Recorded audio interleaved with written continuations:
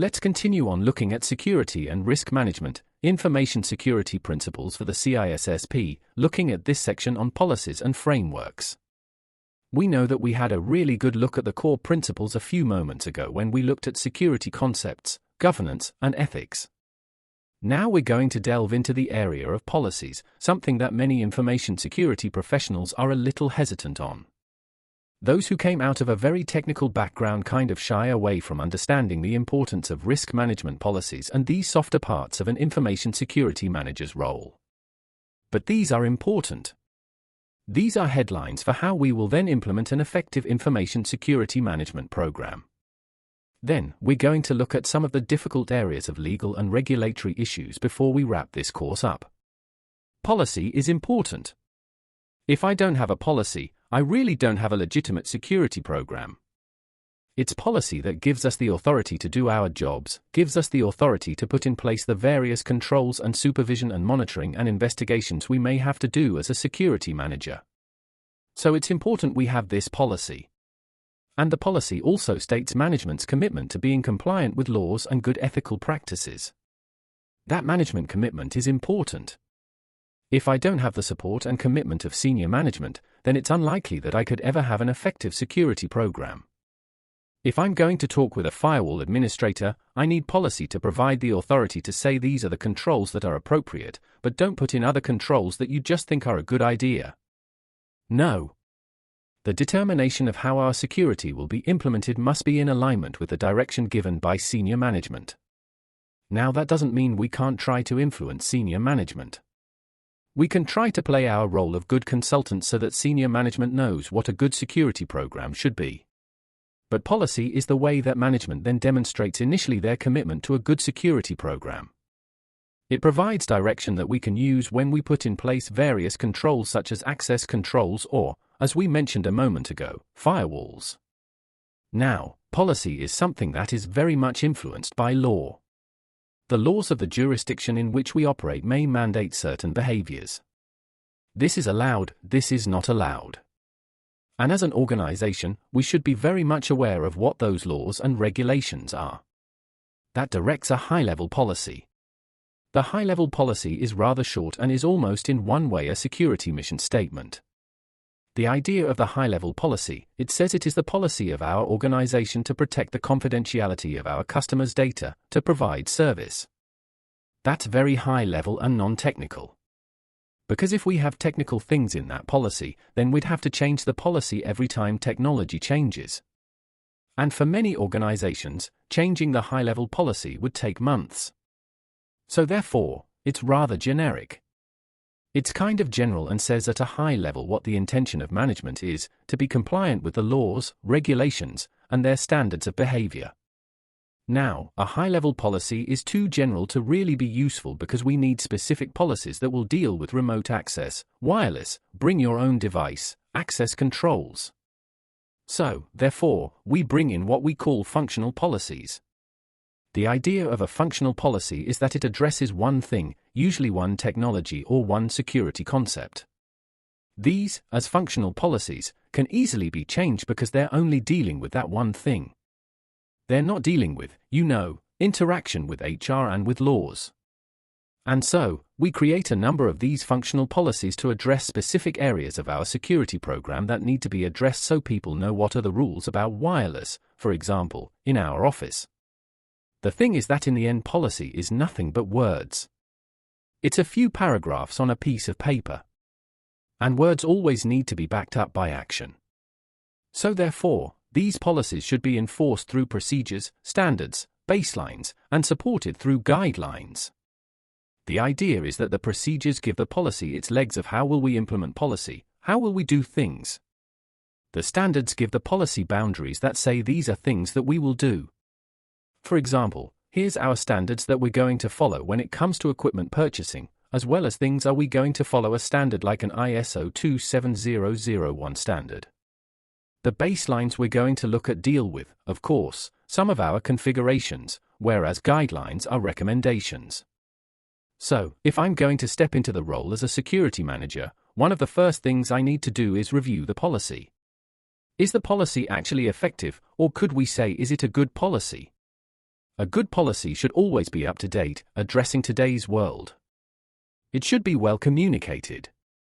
What good is a policy if nobody knows about it? It should, of course, be legal. I cannot ask a person to give up their legal rights through policy. Now, almost all policies will need to have room for exceptions because there can be times when we need to do something which is not the common practice. Maybe we have a bring your own device policy that could limit certain types of technologies, but there could be an exception in one case where one person maybe needs that technology. So what do? We do a risk assessment, we get approval for that exception, and we monitor that exception, make sure that other people aren't just doing it because they would like to as well. Policies should be short. If I write a policy that's more than a few pages long, number one, very few people will read it and even fewer will understand it. So it's good to have it concise, have it short so a person can look at it and say, what does this mean in how I do my job? It should be clear. It shouldn't be that policy is ambiguous and contradicts itself. So you want it to be in many ways unambiguous and quite, we could say here, clear so it's easy to understand and not open to a lot of different interpretations. But one of the important things is that policy demonstrates management's commitment. So therefore, the policies should be signed off by a senior manager. If it's not signed off by a senior manager, it probably has no real authority. So therefore, we need to ensure that we've reviewed all these things to make sure we have a good applicable policy as the foundation for our security program. And as we review this, we have seen and we talked about in the last module, policies are usually the first control we put in place, the first step in the design of our security program. Those policies need to be relevant, up to date, signed off by senior management. We saw earlier how policies are the first step towards an effective information security program. But we also heard that policies have the problem of only being words and not necessarily bringing that program to life. To bring an information security program into practical real life, we need standards, procedures, and baselines. Standards are very helpful. We can take, for example, hardware and software standards. We have a decision to use a certain type of hardware or a certain type of software in our organization, and this provides a lot of benefits, for example, for support that I'm only trying to look after one type of product rather than many and perhaps even a much better price than if I'm buying everything individually. I can buy it in bulk. But of course, we know there's disadvantages with this because if everybody is using the same product and there's a flaw in it, everybody is affected. But having hardware and software standards is often a good way to start out with a security program that can be well managed and streamlined. But we can also adopt international standards and local standards. We can use these standards as templates to structure our security program. We can have industry standards such as we see, for example, with a payment card industry that sets out standards within that industry sector as compared to national standards like NIST or international standards like ISO 27001. Great benefits for us to be able to build a credible and complete security program. Earlier on, we talked a bit about procedures being the legs of policy. A procedure is there to help support our policy goals by making sure that we enforce the concepts or the vision of policy in consistent ways. For example, this is how we set up a new user, or this is how we will actually do data gathering during an investigation. It's done in a consistent manner so that it's repeatable and we could easily detect if anything is done that didn't follow that procedure. The idea of being repeatable is very valuable because this means that say the key person is missing, they are sick today. Somebody else can pick up the procedure and can follow it and should get the same result. So we should always encourage the documentation and consistent way of doing something in order to ensure that consistency and, of course, also the ability for someone else to be able to follow in if necessary. This also can help us to be compliant with laws and regulations that require certain behaviors and demonstrations of compliance with the access control and privacy laws. Things are done consistently. Often centralized is better than decentralized because now we can easily monitor how things are being done. Baselines are important. Baselines, we could call them defined implementation so that we have a laptop, and we say this is the correct baseline configuration, how we will implement that laptop in a way that meets with our security objectives. We can tailor our baselines according to where a certain type of system will be used. A system that is operating in a very vulnerable public setting will probably be configured differently than one which is in a very secure location. The idea of security is that security should be flexible. Security should be something that we can build according to how it's actually needed, not that we have, should we say, too many rules in places we don't need them. Good examples of baselines are when we, for example, define something like the configuration of a virtual machine. Here is the correct configuration of this VM. If you want to spin one up, here you go. And that is defined and documented in an asset management or configuration management database so that everybody knows what equipment we have, hardware, software, as well as what is the correct configuration so we can do compliance scans on it, for example. And with doing that, we could detect any system which is not correctly configured. Sometimes, people just need good advice. We tell everybody to choose a good password. I like how Bruce Schneier said when a person sits in a security awareness session, they often hear, choose a password that's impossible to remember, but don't write it down. Well, of course, they just throw that away as a ridiculous statement. So therefore, we need to make security possible. And a guideline is very good in that it provides recommendation of here are some suggestions. They are not mandatory, you have to do this. We know that the password must be at least 8 characters long, for example. But if a person wants to do 12 or 14, then fine.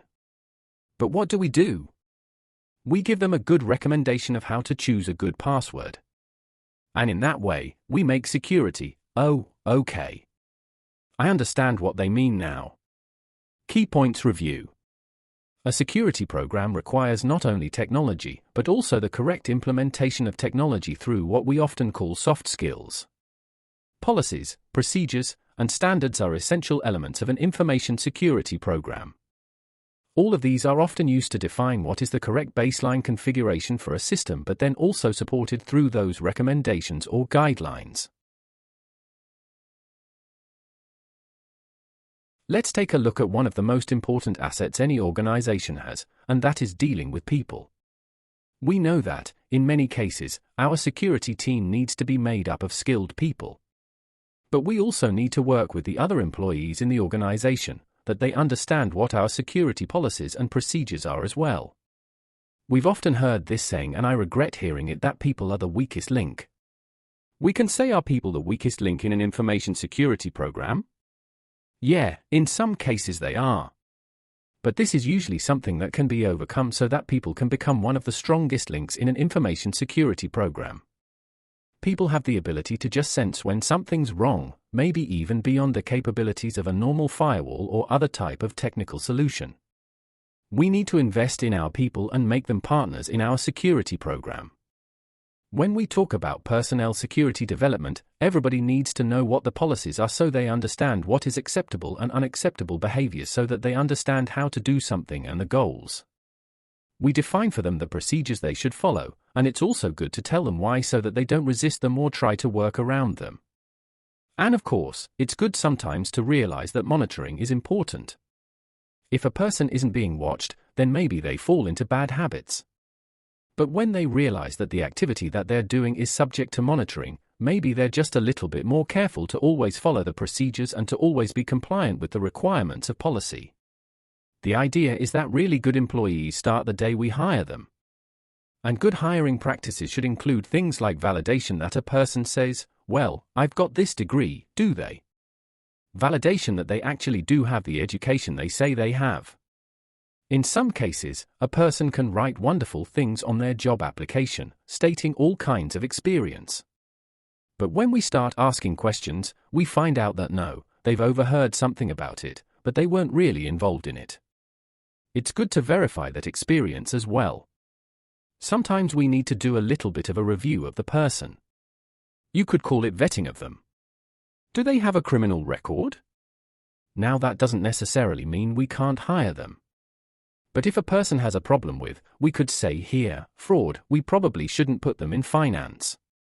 So the idea of at least knowing what, should we say, their background is. And if a person has unexplained gaps in their employment, why is this?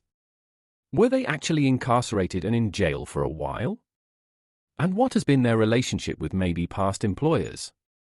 If they're going to be operating a company vehicle, we probably want to check to make sure they have a valid driver's license and that they are not prone to getting in frequent accidents or some other type of traffic misdemeanor. It is always good to do interviews because things can look much better on paper than necessarily they do face to face. And this is where it's good to ask questions to verify, okay, you have experience in this, explain to us a little bit about a project related to that. And maybe we can uncover something.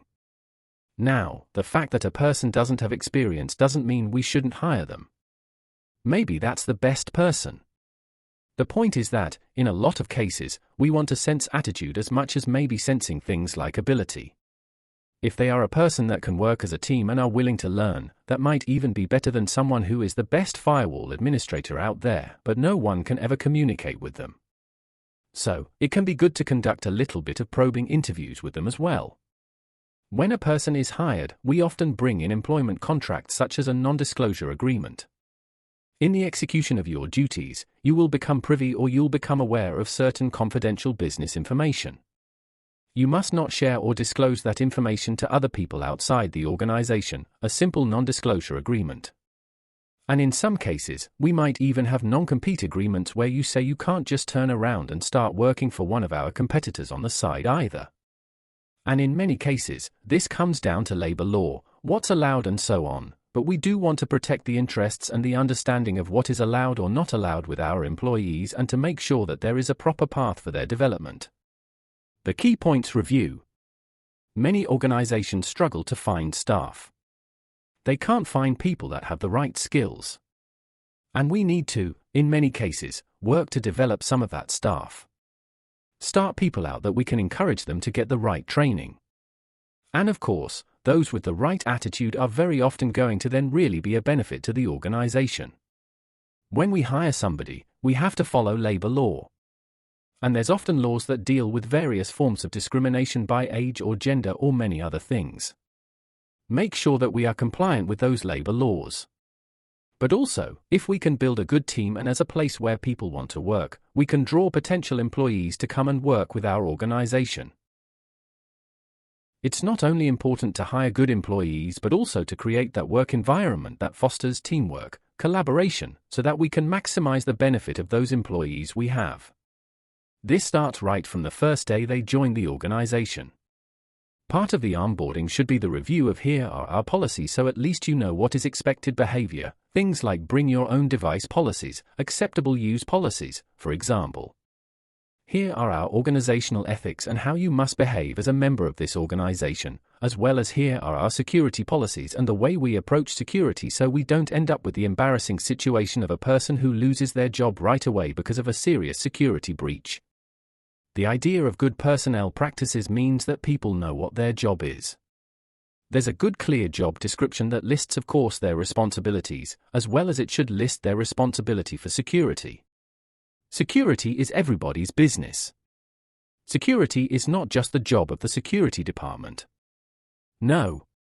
The security department are consultants to provide advice because, in the end, it's up to each individual manager to make sure their team follows good security practices, and each individual should know that they are responsible to follow the security guidance that we have, for example. We should also develop a good training program so that people know that here are the opportunities for those who want to move ahead in the organization or gain other skills.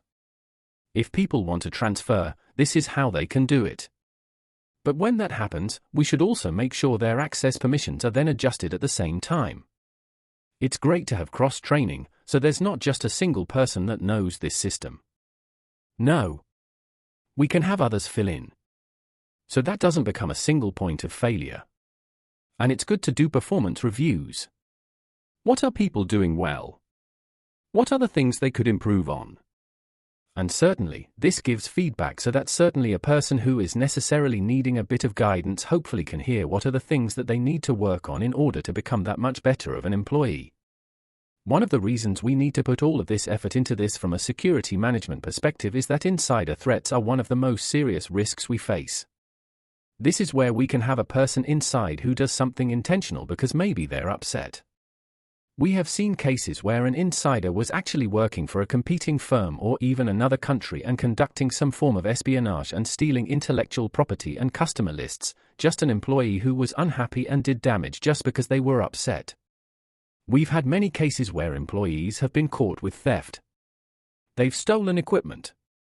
In fact, it's often been said that when a laptop is stolen, it's almost always in that few weeks before the new school season starts. We have also recognized that many threats are unintentional. We have an employee who simply made a mistake, an error we could say. Or maybe they forgot to do something, an omission. It could well be that the reason that this happened was because the person had never been given the training or the ability to develop the skills that they needed. So this comes back to ourselves and management not ensuring that we are providing people with that opportunity to gain the knowledge and skills that they need. One thing that does come in is that people get tired of security making their job difficult. We have what we can call here multi-factor authentication or two-factor authentication fatigue, that it's just simply every time I want to do something, I've got to find where's my token, where's my phone. I've got to enter into this code. I've got to switch to another screen to see this email that just came in. So the point that people stop logging out of systems and start to circumvent some of those security practices that we put in place to try to help protect our systems. People need to know why do we do this. They need to know the benefit. And so a very important part of our awareness programs should be explaining to people the seriousness and, of course, why we do what we do in security so that hopefully they understand, they agree with it. And as we saw earlier when we talked about ethics, if a person believes this is the right thing to do, that's probably going to guide their behavior as well. Unfortunately, some people leave.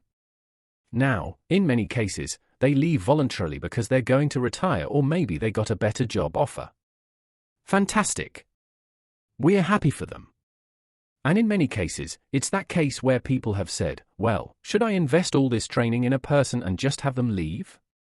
Or the rebuttal to that, of course, is should I not train them and have them stay?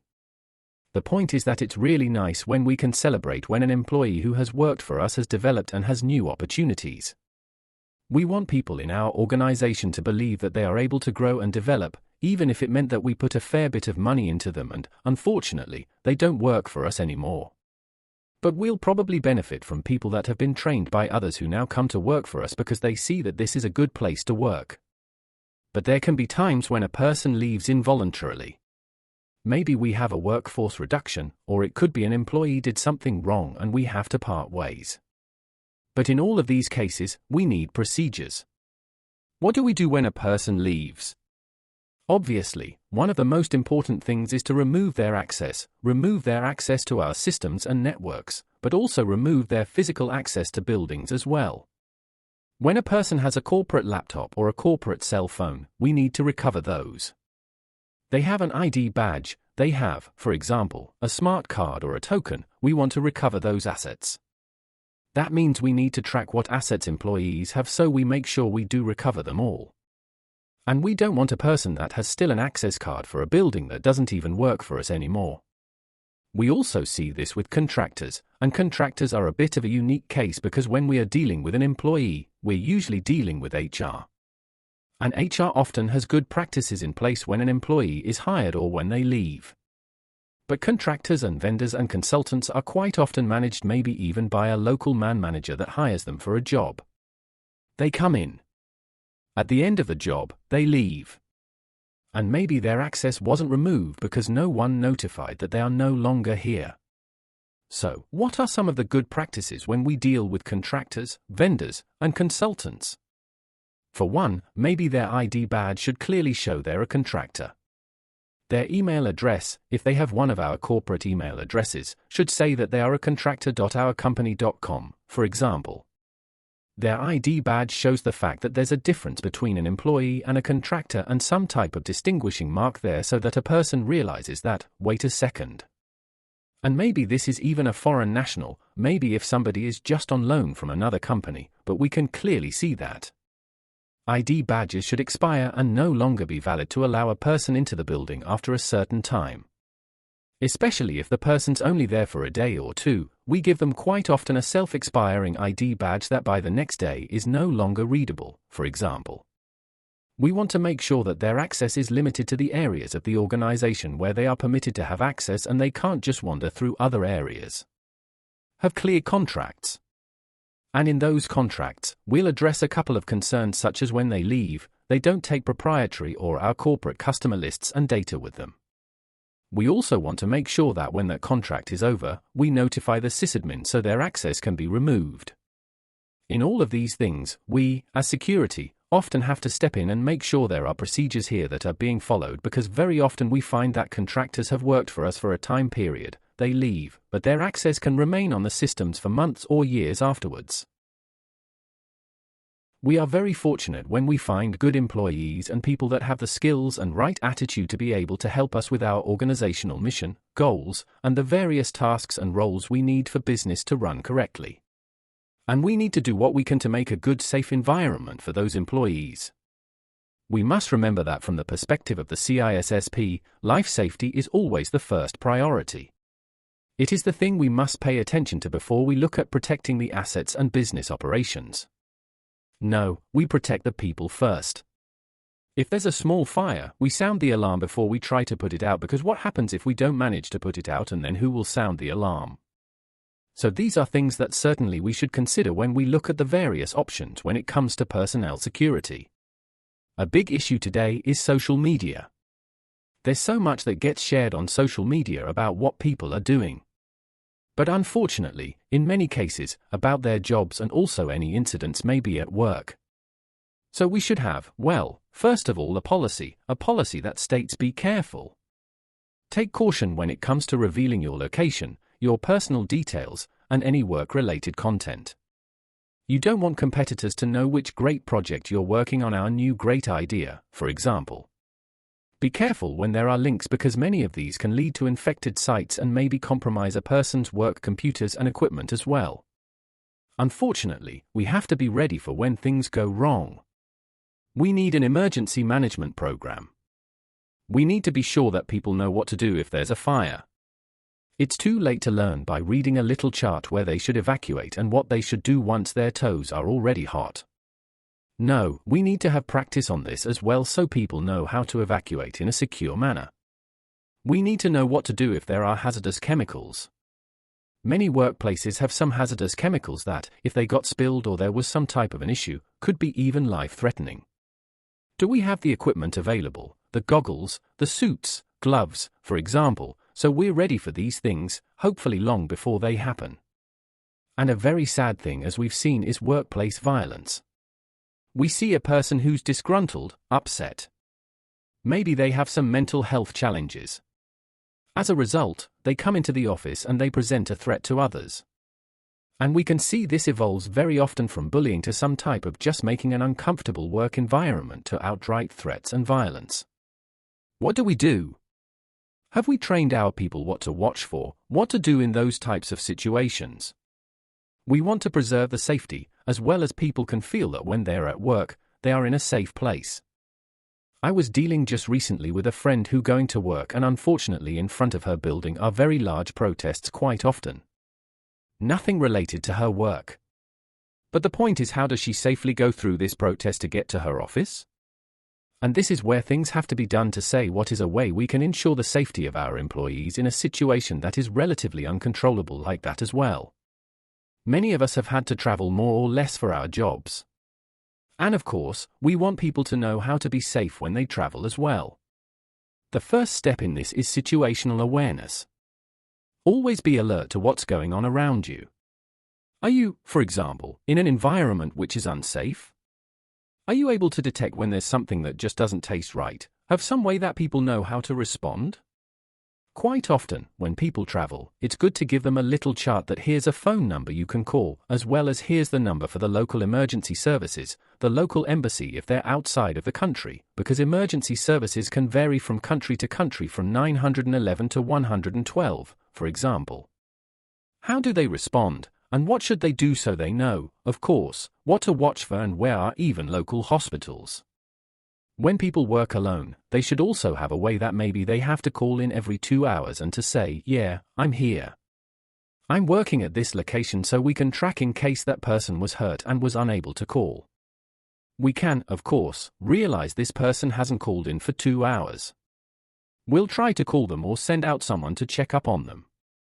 When a person needs remote access, we want to be sure that's maybe over some type of a secure channel, that they don't have corporate secrets that are being given away to other people in a public wireless, just as an example. And that's where using good virtual private networks, good encryption. And maybe even one thing always to remember is that when you look at an email, the subject line of the email is not encrypted. I can encrypt the body of the email, but I shouldn't put anything sensitive in the subject line either. And if there's something that really I don't want other people to know about, we use some type of a cryptic, for example, subject line. I know one company I worked for, they used to say if there's something really sensitive in an email, then you just, in the subject line, you'd put the word lunch ? So people would think, oh, this is nothing important. But we should also know what are the local laws. There are different cultures, different laws in different places. And when I have staff that have to go and operate in those places, we want to be sensitive. We want to make sure that we don't overstep and do something just because we weren't aware of what those local laws and even health requirements were. Many times, when we've had to travel, you need to have certain vaccinations, for example. You should have certain medications with you just because sometimes the water can be a bit different, and look after our employees. They know that we are there for them. When we take a situation a person is being forced to do something, we can call that duress. Maybe they're being forced, maybe through a robbery that someone's there and threatening them that if you don't hand over your money. Well, we teach people what's the right response. In many cases, we even have seen this with banks. The best response is the person who is trying to steal from you is already stressed out. The last thing you want to do is make them nervous or upset. Just calmly as you can, pass them the money. Deal with it later. We can deal with this through our camera footage. The police can respond. In many cases, they might even know who it is already. But we teach people how to respond in a way that doesn't escalate the situation. Maybe if there's some type of alarm, well, we could trigger a silent alarm, but you don't want to either turn around and make the people that much more nervous, especially if they are threatening and so on. And there can be a duress alarm that maybe the code to enter the door is 1379. But if a person is being forced to open the door, then they would type in 1375. It would still open the door, but it would send an alarm that says, hey, I'm doing this under duress. I'm being forced to. There's also, of course, the need to know who to report to. If someone is threatening us in some way, maybe they're trying to set up a blackmail even, or they're threatening our family. Well, immediately, of course, this person who is doing this threatening says don't talk to the police, don't tell anybody. What is a way that these people can safely communicate or report this to someone who can then take action without it being, for example, noticed by the person that is doing the intimidation? The key points are our personnel are one of the most valuable assets we have. We need to create an environment where people can feel safe at work. And in many cases, there are some very good physical controls such as locks and man traps, for example, that we'll look at especially in the physical security area. But there's not a lot of really good technical controls in many of these cases. So we need to put in place a way to detect and respond to these things. We know that insider threats, very unfortunately, are a real problem in many organizations. People are under pressure, and sometimes they're doing things that really would be best not to engage in, and that under normal circumstances they probably wouldn't even consider or to scroll 9.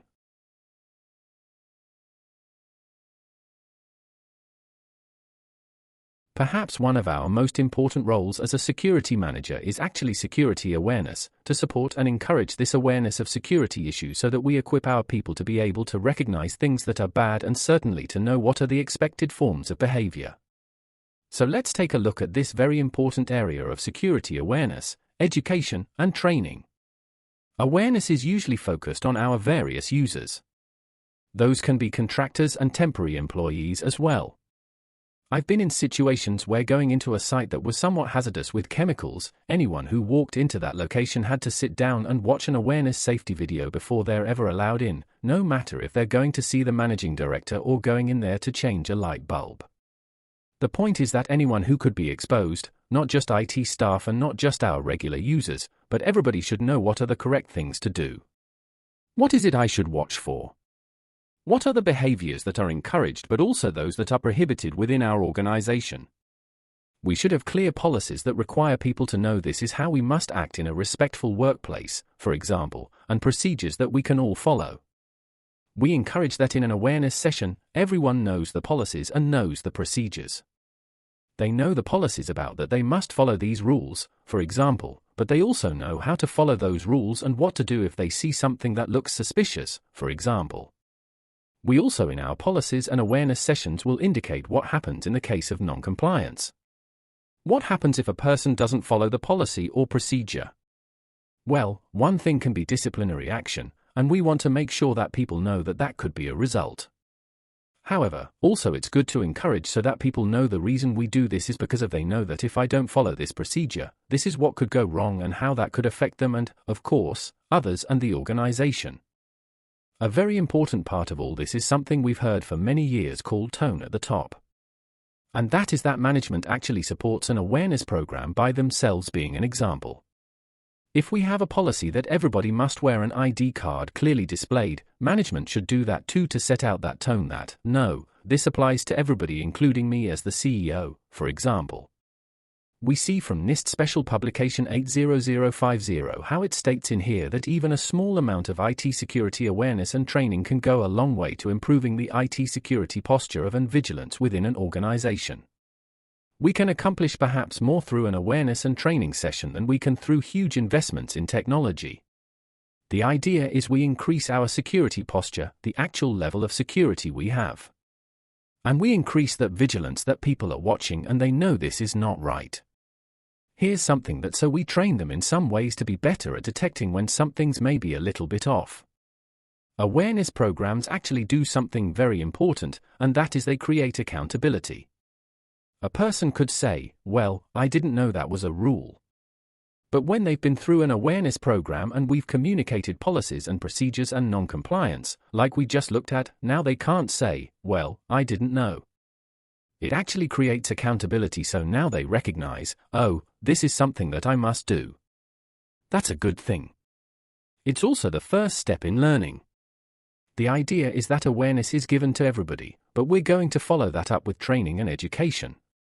We'll look at those in just a couple of minutes. But let's look more at awareness. Awareness is not the same as training. According to NIST Special Publication 80050 again, the purpose of awareness presentations is simply to focus attention on security. Awareness presentations are intended to allow individuals to recognize IT security concerns and respond accordingly. In other words, really it's about what behaviors do we want to reinforce? Now, how do I put together a good awareness program? I, first of all, have to do an assessment of what needs do we have? We could do a survey that asked people, do you know what these policies are or are you aware of these various things? Sometimes it's good to even go to some places and do little interviews because sometimes people don't really put a lot of care into how they answer a survey. But in an interview, we can follow up with questions and maybe get a better sense of their true understanding, maybe not just their memorization of a policy. It is good to interview management to know what's important for them, but also to talk to users. One of the things that's a very good metric with all of this is how many people have attended awareness courses. It could well be that some management groups are required that if they don't have a certain level of attendance that could affect that manager's review as well because the manager must encourage people to attend these sessions. We should do analysis. When a person walks out of some type of awareness session, whether it's online or in person, we ask them, what was the key point? What were the things that we wanted you to remember? As we often said in Toastmasters, the idea is you want to make them laugh, make them cry, and give them something to think about.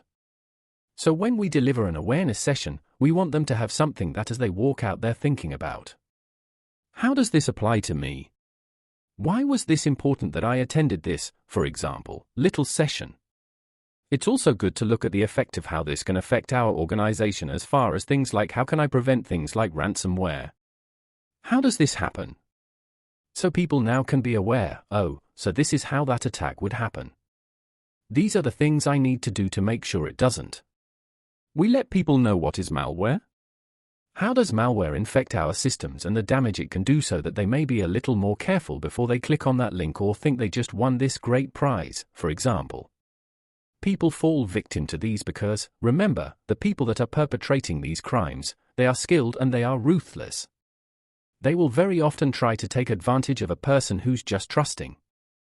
So therefore, we can provide better defense and, as we saw a moment ago, better vigilance by letting people know how these events can happen and what they can do to be a part of the security fabric of the organization. It is also good within every business unit to have security champions. A security champion is a person from that local staff, say in finance, that we interface with to say, okay, what are the security issues? What do we need to address? What are the security questions? So we can work with them to tailor an awareness program specifically for that work group as well, and that can also serve as a way to gauge the understanding and effectiveness of the awareness program. The key points review. We have seen through many studies that awareness is one of the most effective security controls we have available for us, and we need to develop an awareness program specifically tailored and based on where our needs are. We need to identify and find a solution for those security needs.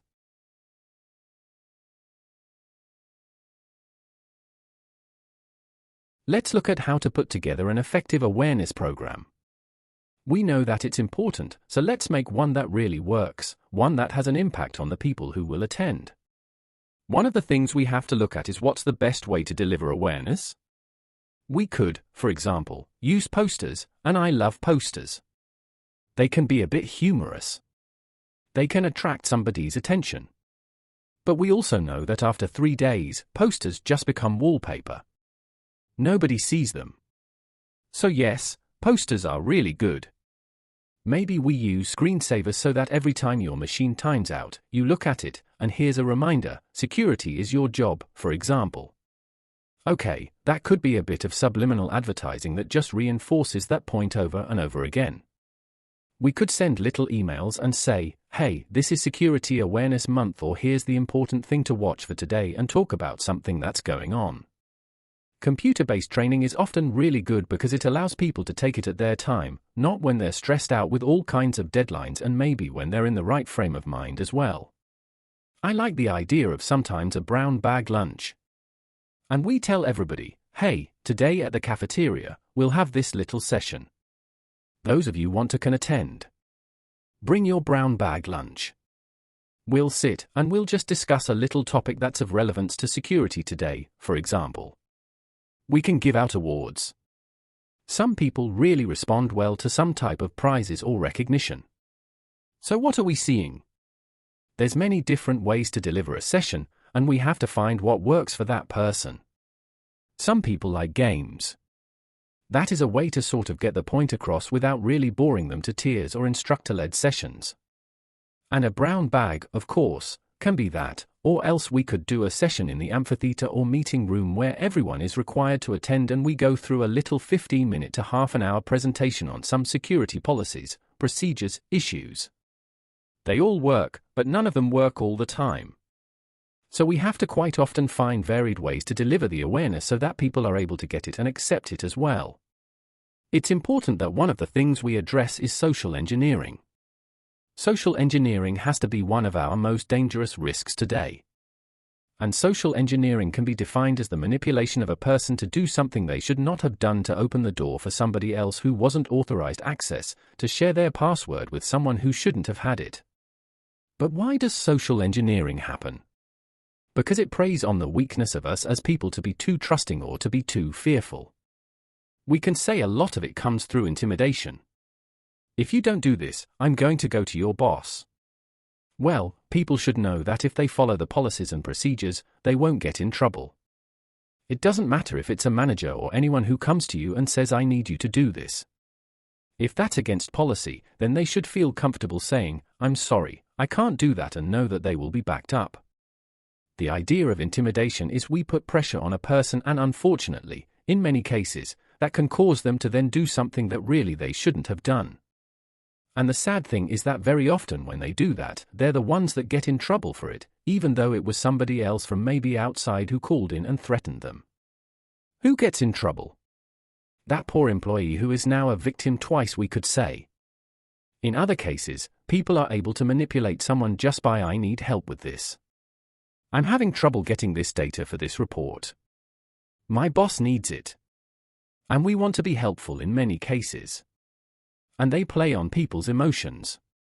And you must recognize that in a lot of these cases, we can see with these emails that come out, and this poor person who needs to move this money or needs to be able to do something for their children, and they fall victim.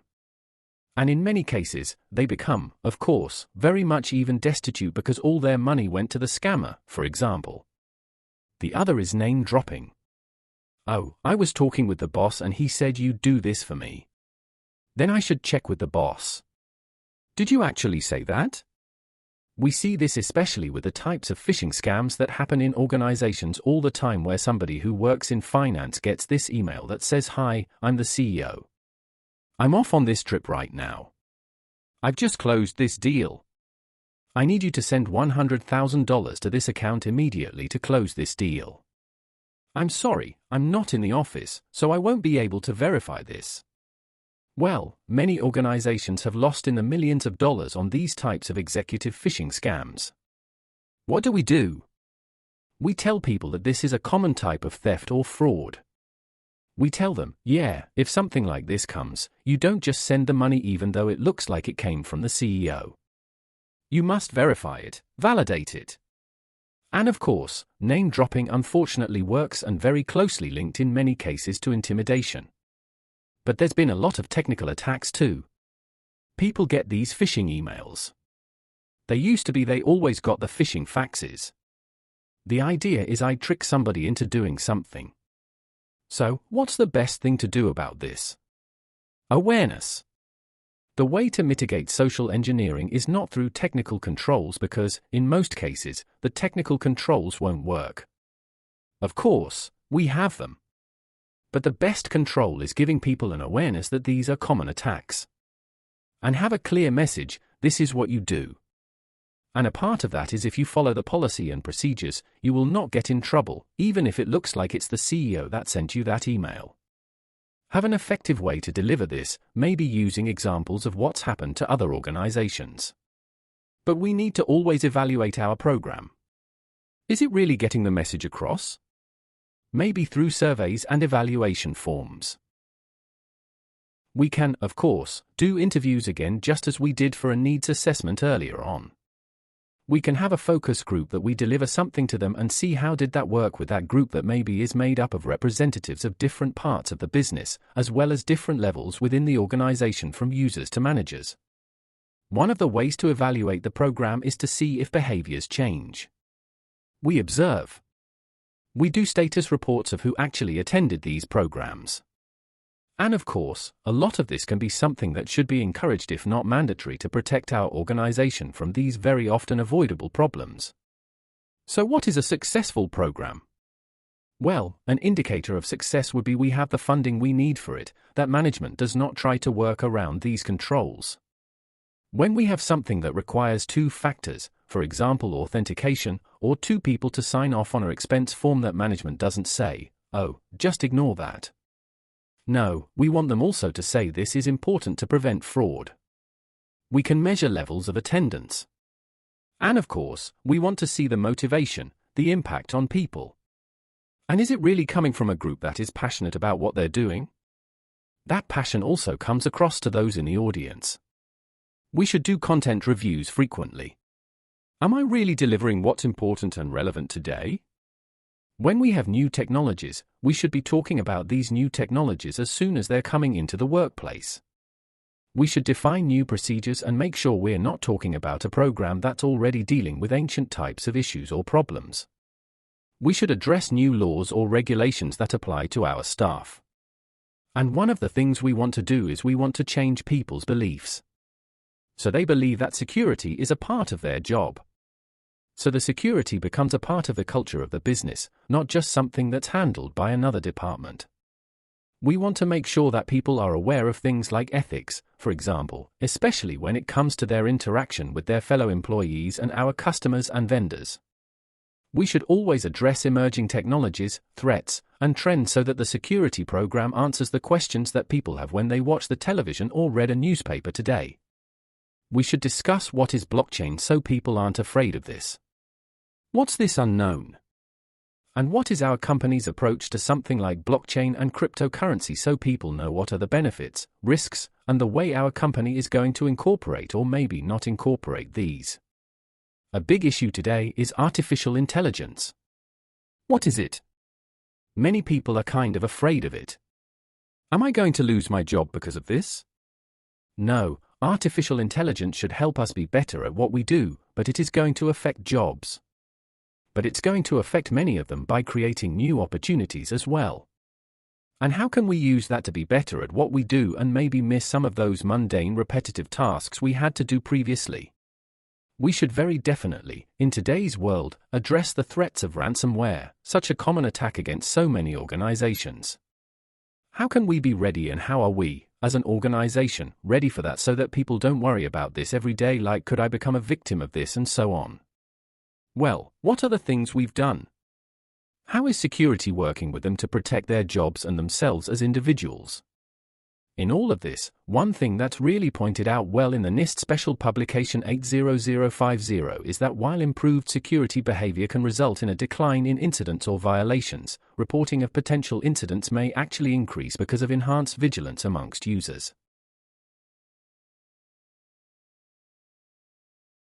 We've talked a lot about awareness, and awareness is certainly, we could say, perhaps the most important part of our security program. But we need to also move on and look at the other two parts of that learning continuum, training and education. Training strives to produce relevant and needed security skills and competencies.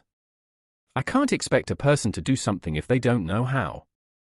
I can't expect them to know something if they've never been told. So we need to really put together training programs to make sure that people know how to do their job. They have not only the responsibility of, say, looking after a firewall, but they've had the right training and how to do that job well. We can say what we're going to try to address to our training program is what skill or skills do we want the audience to learn and apply.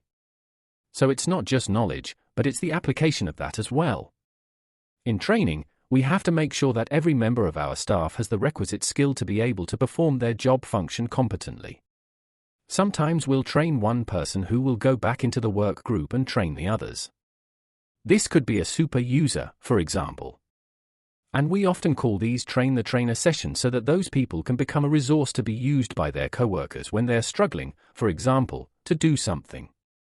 It is important that we identify single points of failure in personnel as well. There is only one person that knows this system or knows this procedure. We need to provide cross-training to fill in if someone is sick or leaves the organization. And this is an important part of being able to attract and retain our employees as well. We work in employee development. So people have opportunities so those who want to can increase their skills. Oh, some people are happy to remain in the job they're in. That's great. We need those people. But we also want to attract those that want to now move on to maybe increased responsibility. That's where education also comes in. Education is defined as integrating all of the security skill and competencies of the various functional specialties into a common body of knowledge and strives to produce IT security specialists and professionals capable of vision and proactive response, exactly what you are doing as a candidate for the CISSP. This is a course that tries to integrate all of the security skills and competencies into this CBK, or common body of knowledge. So you are able to lead a team through your vision and proactive response.